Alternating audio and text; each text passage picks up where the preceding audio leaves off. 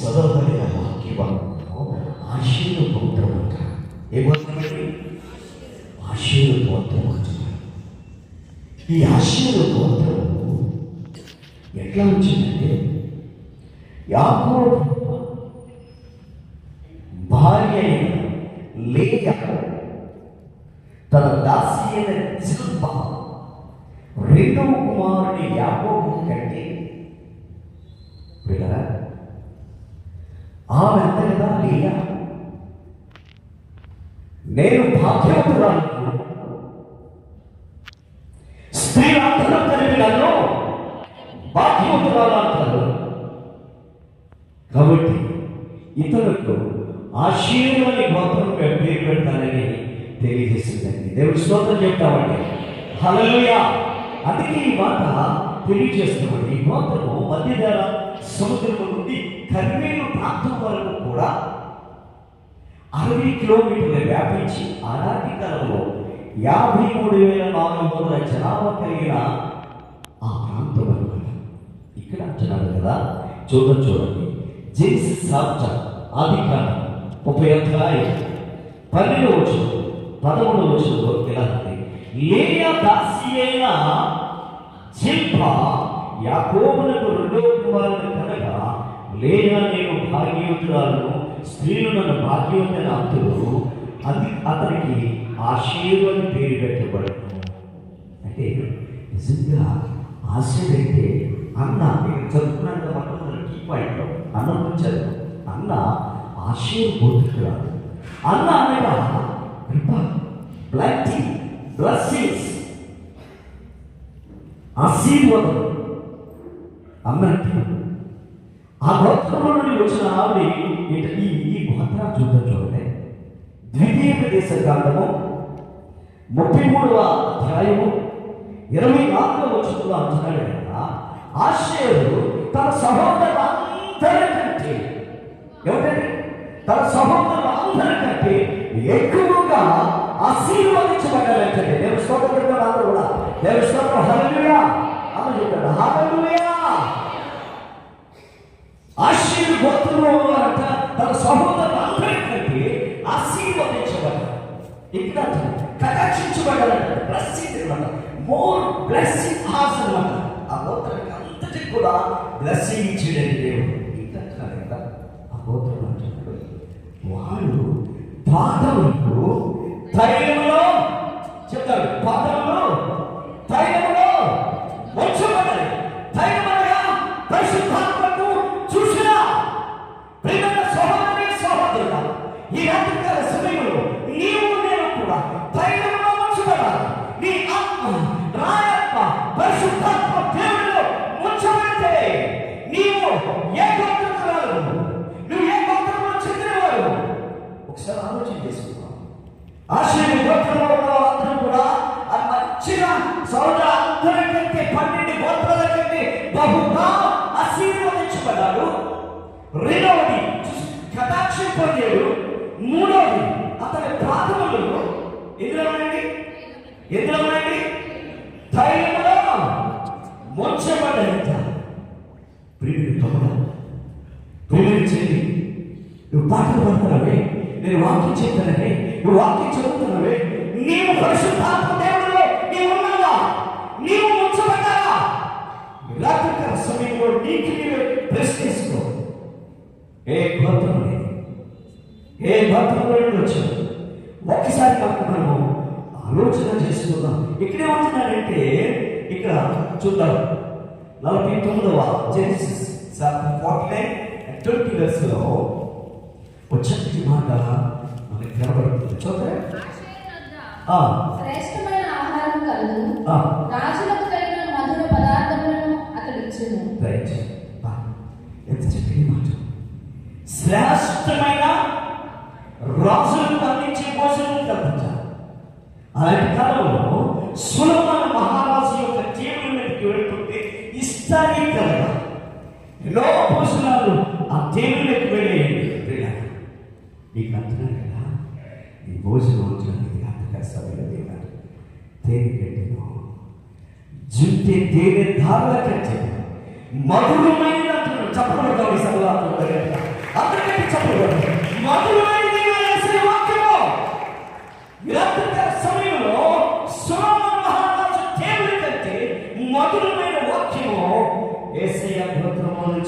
నువ్వు కోరుకుంటున్నావు.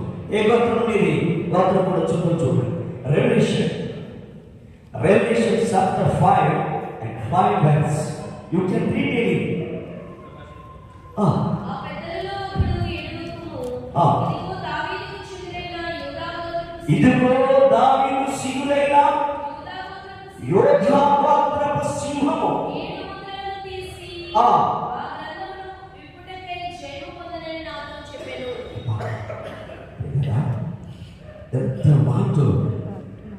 ఎంత మాట ఇక్కడ యూదా గోత్రపు యూదా మన ఏ గోత్రం అండి? ఎగ్జాంపుల్ చెప్తుంది. మన క్రైస్తవులు అది పాములో ఇది సాధించవచ్చు. పెళ్లి పెట్టే ఉంటుంది, వివాహం పెడితే మూత్రం వాడికి పెడతారు. వాడు ఏమంటారు చెప్ప? ఏ గోత్రం యాది? ఏ గోత్రం? వాడు పెట్టినట్లే ఈ పాస్టర్ గారు తాడు ఎక్కించారు. లేకపోతే చాలా మంది ఎక్కించారు. యూదా గోత్రపు తమ్ముడా, ఈ రాత్రికాల సమయంలోనిది దేవుని యొక్క గోత్రమే. యూదా గోత్రపు సింహమై ఉన్నాడు. హల్లెలూయా.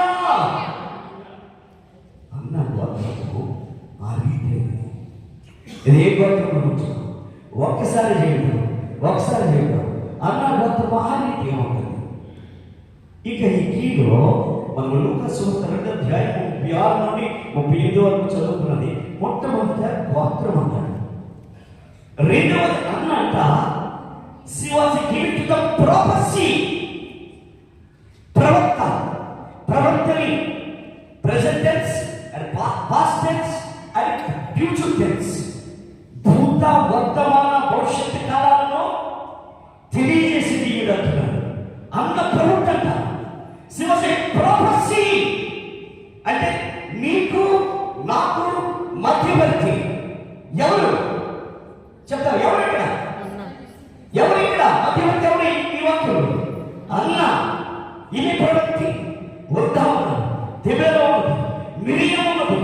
ఇందులో చూసుకున్నట్లయితే మనకి ఇక్కడ చూసుకున్నట్లయితే అన్న. నేటి రోజుల్లో ఒక్క ఆడబిడ్డలంటే మనం భయపడిపోతామండి. ఈ పక్కన ఏమంటారు? కాలేజీకి వెళ్తే ఏమంటారు అంటారు. కానీ ఒక మాట చెప్పండి, ఈ ప్రవక్తలు ఫిలిప్పీ కుమారులు ఎంతమంది? ఎస్ ఒకసారి చదువుతారు. అపొస్తలుల కార్యాలు 21వ అధ్యాయం చూడండి దయచేసి. అపొస్తలుల యాక్ట్స్ చాప్టర్ 21 and 8 verse. మరునాడు మేము బయలుదేరి కైసరకి వచ్చి ఆ. ఏడుగురిలో ఒకడును ఆ. సువార్తికుడైన ఫిలిప్పు ఇంట ప్రవేశించి అతని యొద్ద ఉంటిమి. ఆ. కన్యకుల్లో ఉన్న 9 కుమార్తెలు అతనికి ఉండిరి. వారు ప్రవచించువారు. చాలు. గవర్నమెంట్ ఎంతమంది ఉన్నారు? ఆయన ఒక్క ఆడబిడ్డ ఉంటే చాలు భయపడతాడు. ఇద్దరు ఉంటే చాలు ఇంకా భయపడతాడు. ఇంకా మగబిడ్డ కావాలని 3వ అమ్మాయి ఉంటుందంటే హార్ట్ అటాక్ వస్తుంది వాళ్ళకి. సో ఎంతమంది ఉన్నారండి? ఎంతమంది ఉన్నారా? చెప్తా, ఎంతమంది ఉన్నారు? పిలుపుకు 9 కుమార్తెలంట. 9 కూడా ప్రవచించి వరాలు కలిగిన బిడ్డలంటండి. ప్రియమైన సహోదరుడా, ఈ రాత్రి సమయంలో మీ కుమార్తె ఏ రీతిగా ఉంది? టీవీ దగ్గర ఉందా? బైబిల్ దగ్గర ఉందా? ప్రవచిస్తుందా? పాటలు పాడుతుందా? వాక్యం ఇస్తుందా? వాక్యం చెప్తుందా? వాక్యం ఆ సీరియల్ వచ్చిన వెంటనే ఈ టీవీ కట్టు వాక్యం కలిసి ఇలా ఛానల్ మారుస్తుందా? ఎక్కడున్నావు? ప్రవచిస్తున్నావా?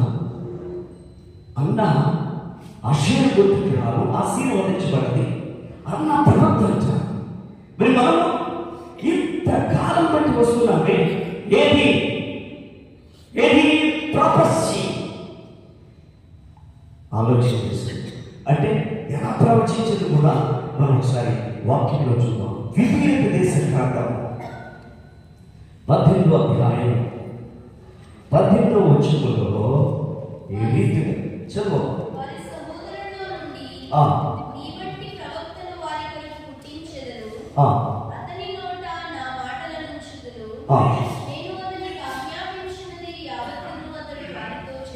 దేవుడి స్తోత్రం కలుగుగాక.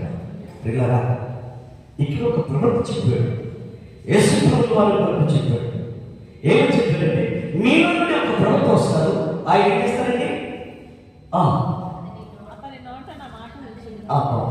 ఎంత మాట తెలియజేస్తున్నాడు.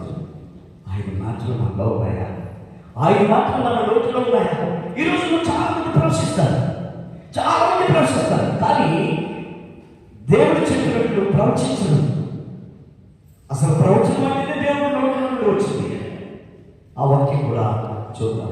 2వ పేతురు, 2 Peter 1:21 వెర్స్లో ఒకసారి అందులో కనపడుతుంది. యాలైనా చూద్దా? 2 Peter 1:21 వెర్స్. ఏలియన్గా ప్రవచనము ఎప్పుడును మనుష్యుని ఇచ్చని బట్టి కలగలేదు గాని మనుష్యులు పరిశుద్ధాత్మ వలన ప్రేరేపింపబడిన వారే దేవుని మూలముగా పలికిరి. దేవుని స్తోత్రం కలుగుగాక. ప్రియులారా, నేటి దినాన కూడా మనం ప్రవచిస్తున్నాం. ఏ ప్రవచనము? విశ్వాసులు దాటిపోతారని ప్రవచిస్తున్నాం. సంఘం ఎటువైపు వెళ్ళిపోతుందని ప్రవచిస్తున్నాం. కానీ అవి దేవుని ద్వారా, పరిశుద్ధాత్మ ద్వారా వచ్చిన మాటలు కానే కాదు, కానే కాదు. కేవలం ఎందుకంటే సంఘం నిలబడుతుందని, సంఘస్థులు అవుతారని రకరకాల ప్రవచనాలు కూడా ఉంటాము. కానీ నీ ప్రార్థన ద్వారా, నీ ప్రవర్తన ద్వారా, నీ ప్రవచన దేవుడు ఇచ్చిన వాక్యం ద్వారా సంఘాన్ని నిలబెట్టాలని కాకపోతే మన అందరికీ కూడా కలిగి ఉండాలి. ఇది మహానుభావులకు ఇచ్చిన సంఘం. ఇది ఎందరో మహానుభావులు నిజంగా ఎక్కడో ఉంటుందండి. వారు ఎక్కడో ఉండి ఇక్కడికి వచ్చి మన కొరకు ఈ రక్షణాలయాన్ని నిర్మించే చెప్పండి. అందరూ చెప్పకూడదు సమయంలో, అందరూ చెప్పకూడదు. ప్రవచనం ద్వారా ఈ సంఘము నిజంగా 120 years బయటకు వస్తుందంటే ఎంత అద్భుతం అండి. ఆలోచన చేస్తుంది. అన్న ఆశయం వదులుకున్నాడు. అన్న ప్రవక్త, అన్న అన్నట్టు కదా.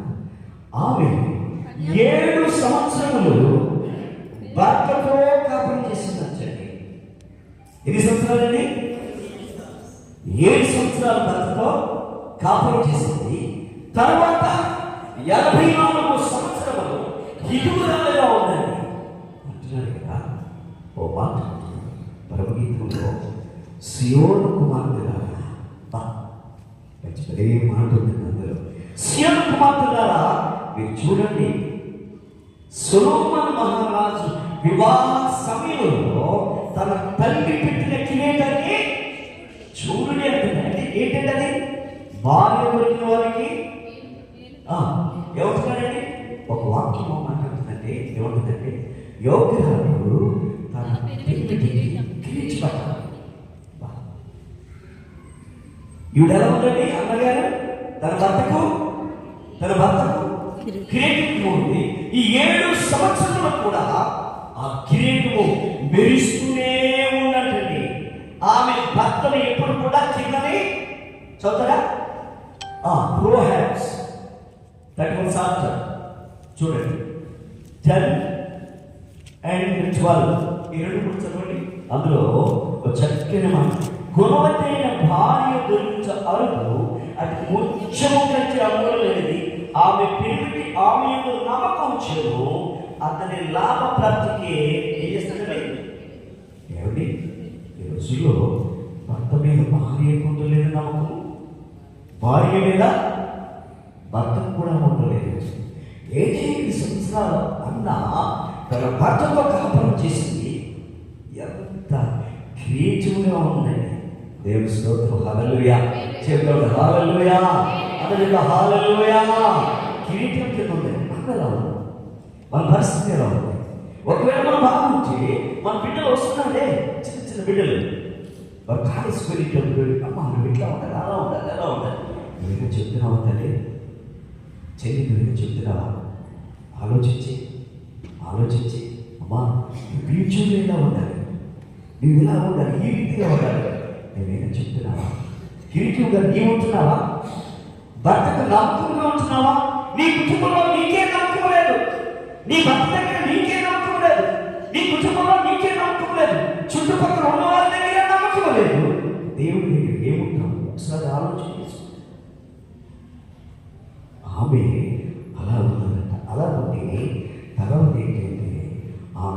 చెడిపోయిన ఉంటారు. ఎవడుందా? ఎవడుందా?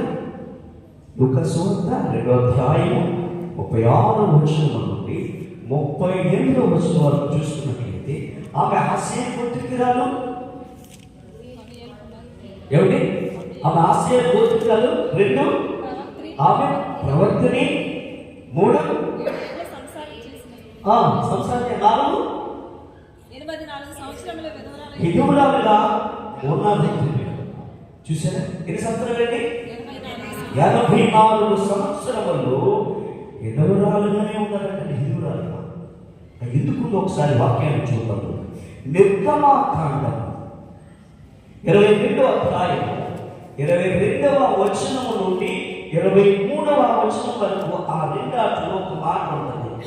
నాకు మొదలుపెట్టిన ఎడల నేను నిశ్చయముగా వారి మనల్ని చదవండి. విధురాలనైనా దిక్కులేని పిల్లలనైనా బాధ పెట్టకూడదు. వారి చేత ఏ విధముగా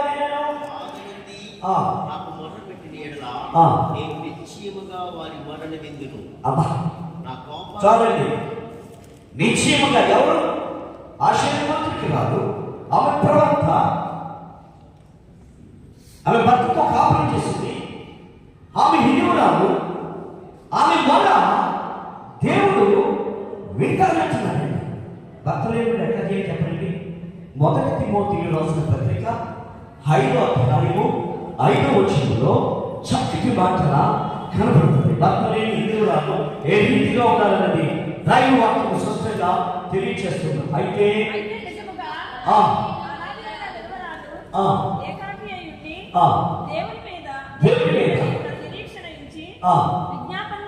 విజ్ఞాపనలను ప్రార్థనలను ఏ రేయింపగలు నిలకడగా ఉన్నది. ఎక్కడుందండి?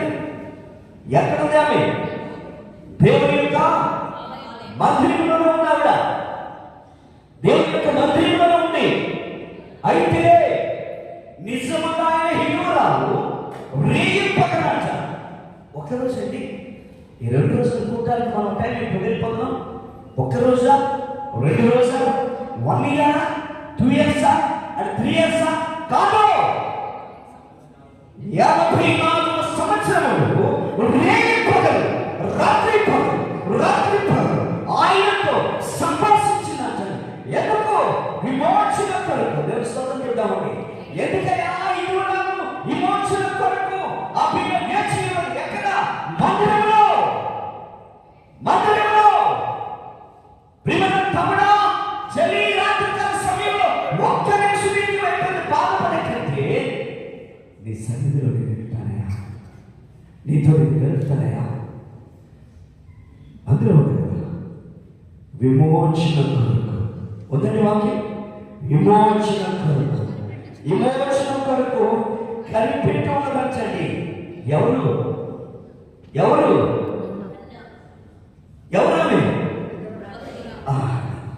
ఎందుకని? నేను సృష్టించిన వాడు భర్త